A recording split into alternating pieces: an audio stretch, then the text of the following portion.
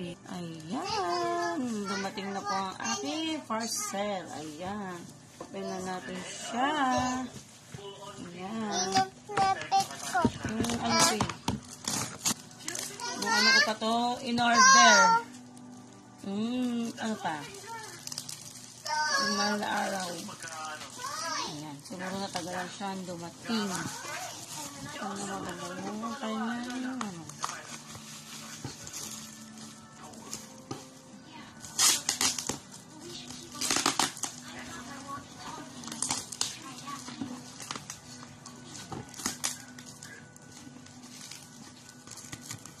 Hindi pasensya din pala sa ibang choices na napipili ko kasi ang bilis talaga.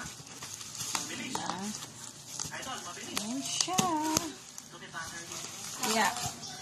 Diba? Hirapan akong buksan. Ganito, hindi pa niya naikabit. Ayan natin. Pasok na tayo mga baby.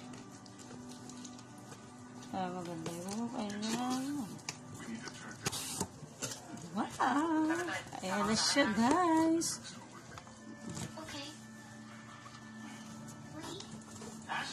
Yung aking electric fan.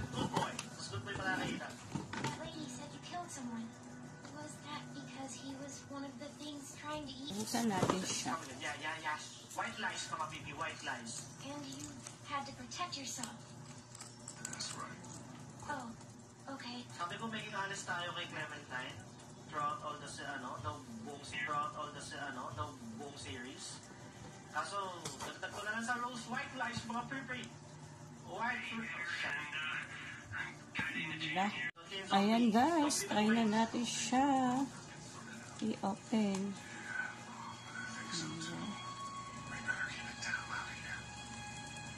Oh, diba? Ang galing. Cute niya.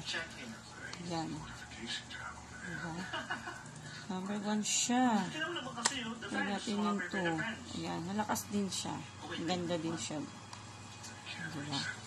Kasi kay admin late din siya. O, diba? Para meron siyang electric fan.